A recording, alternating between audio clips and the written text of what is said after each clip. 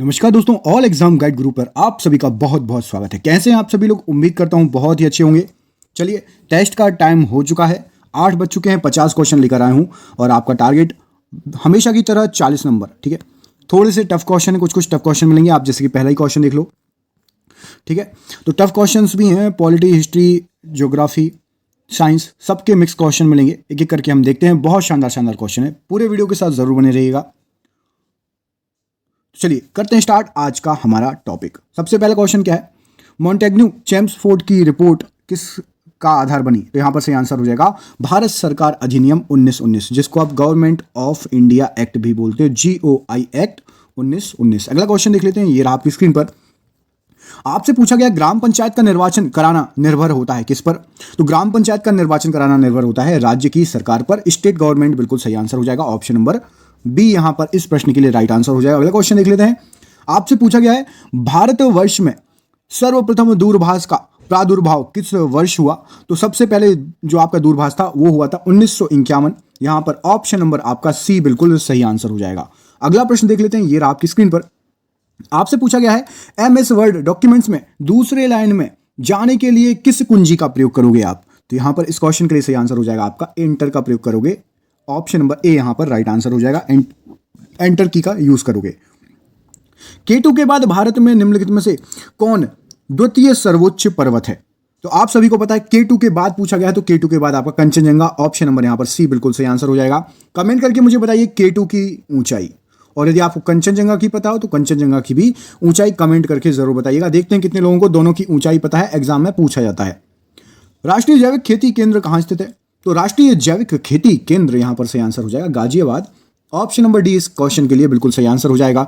अगला प्रश्न देख लेते हैं, जिसमें आपसे पूछा गया है गुरु शिखर चोटी किस राज्य में अवस्थित है? तो गुरु शिखर चोटी यहां पर सही आंसर हो जाएगा आपका ऑप्शन नंबर ए राजस्थान। बिल्कुल राइट आंसर हो जाएगा। अगला प्रश्न देख लेते हैं, ये रहा आपकी स्क्रीन पर। आपसे इसमें पूछा गया है पालघाट दर्रा निम्नलिखित में से किन दो राज्यों को जोड़ता है? तो यहां पर से आंसर हो जाएगा पालघाट जोड़ता है आपका केरल और तमिलनाडु, मतलब ऑप्शन नंबर ए बिल्कुल राइट आंसर हो जाएगा। पालघाट दर्रा केरल और तमिलनाडु के बीच में है, याद रखिएगा। अगला क्वेश्चन देख लीजिए, ये रहा आपकी स्क्रीन पर। उच्च न्यायालय के मुख्य न्यायाधीश पद पर नियुक्त होने वाली प्रथम महिला कौन थी? तो यहां पर सही आंसर हो जाएगा इसके लिए लीला शेठ। ऑप्शन नंबर ए बिल्कुल राइट आंसर हो जाएगा, उच्च न्यायालय के महिला न्यायाधीश के पद पर। अगला क्वेश्चन देखिए, मानसून के प्रारंभ में बोई जाने वाली फसल को क्या कहा जाता है? तो पानी जस्ट गिरता है उस समय जो फसल बोई जाती है उसको बोलते हैं खरीफ की फसल। ऑप्शन नंबर यहां पर सी बिल्कुल सही आंसर हो जाएगा, खरीफ की फसल राइट आंसर हो जाएगा। ठीक है, खरीफ मानसून के जस्ट पहले। उत्तर पश्चिम में स्थित जो पर्वत है उसका नाम क्या है? तो उत्तर पश्चिम में जो ऑप्शंस दिए गए हैं उनके अनुसार अरावली पर्वत है। ऑप्शन नंबर ए यहां पर राइट आंसर हो जाएगा। ठीक है, अरावली पर्वतमाला। भारतीय राष्ट्रीय आंदोलन में 1905 से 1917 की अवधि को क्या कहा जाता है? तो 1905 से लेकर 1917 उग्रवादी चरण होता है। ऑप्शन नंबर बी बिल्कुल सही आंसर हो जाएगा। अगला क्वेश्चन देखिए, राज्यों के गवर्नर संविधान के अंतर्गत किसके प्रति अपने आचरण के लिए उत्तरदायी होते? तो गवर्नर मतलब राज्यपाल, वो रहेंगे राष्ट्रपति के थ्रू। ठीक है, ऑप्शन नंबर यहां पर सी बिल्कुल सही आंसर हो जाएगा। अगला क्वेश्चन देख लेते हैं, ये रहा आपकी स्क्रीन पर। कोडाईकनाल किस पर्वत श्रृंखला पर स्थित है? तो कोडाईकनाल आपका पालनी। ऑप्शन नंबर यहां पर ए बिल्कुल सही आंसर हो जाएगा, कोडाईकनाल पालनी, याद रखिएगा। अगला क्वेश्चन पूछा गया है ब्रिटिश साम्राज्य के अंतर्गत स्वशासन की मांग सबसे पहले किसने और कब की? तो यहां पर सही आंसर हो जाएगा स्वशासन के लिए दादा भाई नौरोजी 1904। ऑप्शन नंबर का ए बिल्कुल सही आंसर हो जाएगा। अगला क्वेश्चन, निम्नलिखित में से कौन सा दर्रा सिक्किम राज्य में स्थित है? तो सिक्किम राज्य में सही आंसर हो जाएगा नाथुला दर्रा और आपका जेलेपला दर्रा, मतलब ऑप्शन नंबर बी बिल्कुल सही आंसर हो जाएगा। ये दोनों सिक्किम राज्य में स्थित हैं। अगला क्वेश्चन, इसमें से मैं आपसे क्वेश्चन पूछता हूं, आप मुझे बताओ जोजिला दर्रा कहां पर स्थित है? जोजिला दर्रा किस राज्य में स्थित है? कमेंट करके बताइए।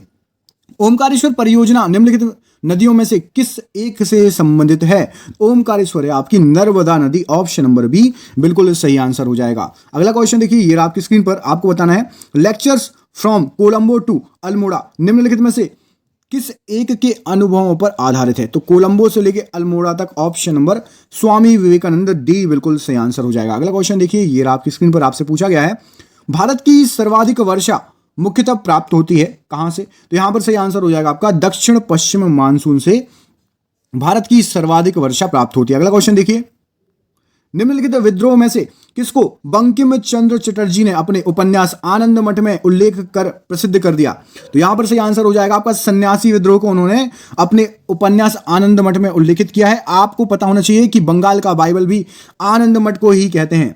अगला क्वेश्चन देखिए, ये रहा आपकी स्क्रीन पर, और आपको कमेंट करके बताना कि हमारा राष्ट्रगान या राष्ट्रगीत इनमें से कौन सा आनंद मठ से लिया गया है? राष्ट्रगान लिया गया है या राष्ट्रगीत लिया गया है? अगला क्वेश्चन देखिए, जिस समिति में लोकतांत्रिक विकेंद्रीकरण और पंचायती राज की सिफारिश की, उसका सभापति कौन था? तो सही आंसर हो जाएगा बलवंत राय मेहता समिति या बलवंत राय मेहता कमेटी। ठीक है, पंचायती राज की सिफारिश करने वाली। Guilty man of Indian partition पुस्तक किसने लिखी है? तो यहां पर सही आंसर हो जाएगा doctor Ram Manohar Lohia. Option number B इस प्रश्न के लिए बिल्कुल सही आंसर हो जाएगा। अगला क्वेश्चन देख लेते हैं, ये आपकी स्क्रीन पर आपसे पूछा गया है, लोकतांत्रिक विकेंद्रीकरण का सुझाव किसने दिया था? जो 4 ऑप्शन है, तो यहां पर बलवंत राय मेहता, मतलब ऑप्शन नंबर डी, इन्होंने लोकतांत्रिक विकेंद्रीकरण का सुझाव दिया था। बनारस हिंदू विश्वविद्यालय के संस्थापक कौन थे? तो बनारस हिंदू विश्वविद्यालय आपका मदन मोहन मालवीय जी, मतलब ऑप्शन नंबर यहां पर आपका बी बिल्कुल सही आंसर हो जाएगा। अगला क्वेश्चन देख लेते हैं, ये आपकी स्क्रीन पर आपसे पूछा गया है, निम्न में से किसने सर्वप्रथम प्रेस सेंसरशिप लागू की थी? तो सही आंसर हो जाएगा वेलेस्ली, ऑप्शन नंबर यहां पर ए बिल्कुल सही आंसर हो जाएगा। अगला क्वेश्चन देख लेते हैं, ये आपकी स्क्रीन पर आपसे पूछा गया है, भारत के पश्चिम तटों में ग्रीष्म में अति उच्च वर्षा मुख्यतः किसके कारण होती है? तो सही आंसर हो जाएगा उष्णकटिबंधीय अवस्थिति, ऑप्शन नंबर ए यहां पर सही आंसर हो जाएगा, बहुत ज्यादा वर्षा होना पश्चिमी तटों में। अगला क्वेश्चन देखिए, किस एक्ट के द्वारा भारत के गवर्नर जनरल को अध्यादेश जारी करने की शक्ति प्रदान की गई है? तो इंडियन काउंसिल एक्ट 1861, यहां पर सही आंसर हो जाएगा आपका ऑप्शन नंबर बी। ठीक है, अध्यादेश जारी कर सकता है कौन? भारत का गवर्नर जनरल। अगला क्वेश्चन देखो, अगला प्रश्न है, भारत सरकार द्वारा सामुदायिक विकास योजना की शुरुआत कब की गई? तो यहां पर सही आंसर हो जाएगा 2 अक्टूबर 1953, ऑप्शन नंबर ए यहां पर राइट आंसर हो जाएगा। अगला क्वेश्चन देख लेते हैं, ये आपकी स्क्रीन पर आपसे पूछा गया है, पहले से ऑन कंप्यूटर को रिस्टार्ट करने को क्या कहा जाता है? तो यहां पर सही आंसर हो जाएगा वार्म बूटिंग कहते हैं। यदि पहले से आपका कंप्यूटर चालू हो, उसको यदि हैंग वगैरह हो रहा तो आप रिस्टार्ट करते हो।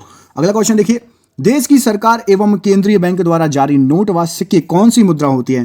तो यहां पर सही आंसर हो जाएगा, उसको बोलते हैं वैध मुद्रा, क्योंकि वो देश की सरकार द्वारा जारी नोट और मुद्राएं होती है, सिक्के होते हैं। हंटर कमीशन की रिपोर्ट में किसके विकास पर विशेष जोर दिया गया है? तो हंटर कमीशन हुआ था आपका प्राथमिक शिक्षा के लिए, ऑप्शन नंबर सी बिल्कुल सही आंसर हो जाएगा हंटर कमीशन के लिए। अगला क्वेश्चन देख लीजिए, स्वतंत्र भारत के राष्ट्रीय ध्वज का डिजाइन इनमें से किसने बनाया था? तो राष्ट्रीय ध्वज का डिजाइन सही आंसर आपको, चलिए एक काम करिए, इस क्वेश्चन का आंसर आप कमेंट बॉक्स में कमेंट करके दीजिए, बिल्कुल इजी क्वेश्चन है, कई बार पूछा गया है। तो राष्ट्रीय ध्वज का डिजाइन किसने किया था? कमेंट करके जरूर बताइएगा। अगला क्वेश्चन देख लेते हैं, ये आपकी स्क्रीन पर, न्यूट्रॉन का पता लगाने वाले वैज्ञानिक का नाम है? तो सही आंसर हो जाएगा आपका चैडविक, ऑप्शन नंबर ए बिल्कुल सही आंसर हो जाएगा, जेम्स चैडविक न्यूट्रॉन का पता लगाने वाले वैज्ञानिक। अगला क्वेश्चन देख लीजिए, जल में तैरना न्यूटन की गति के किस नियम के कारण संभव है? तो यहां पर सही आंसर क्या हो जाएगा, तृतीय नियम था जो न्यूटन का, उसके कारण संभव है। अगला क्वेश्चन देख लेते हैं, ये रहा आपकी स्क्रीन पर आपसे पूछा गया है, पादप विज्ञान की शाखा कवक शास्त्र में किसका अध्ययन किया जाता है? तो कवक शास्त्र में आपका फफूंद का अध्ययन किया जाता है। ठीक है, ऑप्शन नंबर ए। ठीक है, पादप विज्ञान की एक शाखा है ये। एक भारतीय वैज्ञानिक जिसका नाम एक विशिष्ट मूल कण के साथ जुड़ा है?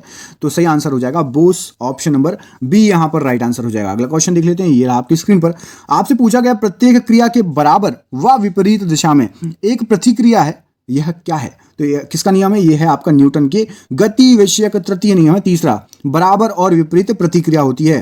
ठीक है, एग्रो फॉरेस्ट्री है, तो एग्रो फॉरेस्ट्री आपका कृषि के साथ साथ उसी भूमि पर 12 मास यदि आप वृक्ष लगा देते हो तो एग्रो और फॉरेस्ट्री बिल्कुल सही आंसर हो जाएगा। परमाणविक नाभिक किसने खोजा था? तो परमाणविक नाभिक आपका ऑप्शन नंबर यहां पर ए, रदरफोर्ड बिल्कुल सही आंसर हो जाएगा। अगला क्वेश्चन देख लेते हैं, ये आपकी स्क्रीन पर आपसे पूछा गया है, किसी असंतुलित बल द्वारा किसी पिंड में उत्पन्न त्वरण कैसा होता है? तो असंतुलित बल है तो बल के अनुक्रमानुपाती होगा, जितना बल होगा उसी के हिसाब से त्वरण होगा। वृक्ष संवर्धन किसका अध्ययन है? तो वृक्ष का संवर्धन आपका वृक्षों और वनस्पति की खेती। अगला प्रश्न देख लेते हैं, ये आपकी स्क्रीन पर, कोयला है तो कोयला क्या है? कोयला एक आपका तत्व है, ऑप्शन नंबर ए बिल्कुल सही आंसर हो जाएगा। अगला प्रश्न देख लेते हैं, ये आपकी स्क्रीन पर, यदि किसी चलती हुई वस्तु के वेग को दोगुना कर दिया जाए तो उसका या उसकी क्या कम ज्यादा हो जाएगी? तो चलती हुई वस्तु के वेग को दुगुना करोगे तो गतिज ऊर्जा 4 गुना हो जाएगी, यहां पर ऑप्शन नंबर सी सही आंसर हो जाएगा। अगला क्वेश्चन देख लीजिए, पॉजिट्रॉन के खोजकर्ता कौन है? तो पॉजिट्रॉन एंडरसन यहां पर बिल्कुल सही आंसर हो जाएगा, option number C right answer हो जाएगा। अगला क्वेश्चन पूछा गया जीव द्रव्य के पृथक्करण एवं संयोजन से संबंधित वनस्पति विज्ञान की शाखा क्या है? तो टिश्यू कल्चर बिल्कुल राइट आंसर हो जाएगा, option number C right answer हो जाएगा इस क्वेश्चन के लिए। घूर्णन करती हुई एक गोल मेज पर अचानक एक लड़का आकर बैठ जाए, मेज के कोणीय वेग पर क्या प्रभाव पड़ेगा? तो सही आंसर हो जाएगा कम हो जाएगा कोणीय वेग मेज का। अगला क्वेश्चन देख लेते हैं साइंस का। निम्नलिखित में से किन कणों में कणीय तरंग की द्विप्रकृति पाई जाती है? तो सही आंसर है इलेक्ट्रॉन में कणीय तरंग की द्विप्रकृति पाई जाती है। अगला क्वेश्चन देखिए, निम्न में से किसे वर्गीकी का पितामह कहा जाता है? तो वर्गीकी का पितामह आपका लीनियस, ऑप्शन नंबर सी बिल्कुल सही आंसर हो जाएगा। अगला क्वेश्चन देख लेते हैं, ये आपकी स्क्रीन पर आपसे पूछा गया है। एक लड़की झूले पर बैठी स्थिति में झूला झूल रही है, उस लड़की के खड़े हो जाने पर दोलनों का आवर्त कैसा हो जाएगा? तो लड़की झूला झूलते झूलते अचानक खड़ी हो जाएगी, तो सही आंसर हो जाएगा दोलन आवर्त कम हो जाएगा, याद रखिएगा। निम्न में से कौन एक मिश्रण नहीं है? तो यहां पर जो ऑप्शन दिए गए हैं, ग्रेफाइट एक मिश्रण नहीं है, बाकी पीतल, कांच और इस्पात तीनों एक मिश्रण है, याद रखिएगा। अगला क्वेश्चन पूछा गया प्लांक के अचर में किसका आयाम होता है? तो सही आंसर हो जाएगा आपका कोणीय गति का आयाम होता है प्लांक के अचर में। अगला क्वेश्चन देखिए, जेम्स चैडविक ने किसकी खोज की थी? जेम्स चैडविक ने आपके न्यूट्रॉन, ऑप्शन नंबर बी यहां पर सही आंसर हो जाएगा की खोज की थी। अगला क्वेश्चन ये रहा आपकी स्क्रीन पर, द्विनाम पद्धति के प्रतिपादक कौन है? तो यहां पर सही आंसर हो जाएगा लीनियस। और ये रहा आपका आखिरी क्वेश्चन आपसे पूछा गया है, इसका कमेंट बॉक्स में कमेंट करके आंसर देना है। पदार्थ के संवेग और वेग के अनुपात से कौन सी भौतिक राशि प्राप्त होती है? कमेंट करके जरूर बताइएगा। क्वेश्चन कैसे लगे ये भी कमेंट करिएगा। आपको ऐसे ही आगे वीडियो मिलते रहेंगे, लेकिन आपको चैनल पर यदि पहली बार आए तो सब्सक्राइब कर दीजिए और वीडियो कर दीजिए लाइक। मिलता हूं आपसे अगले वीडियो में, तब तक के लिए अपना ख्याल रखिए। आप सभी का बहुत बहुत धन्यवाद दोस्तों, बहुत बहुत धन्यवाद।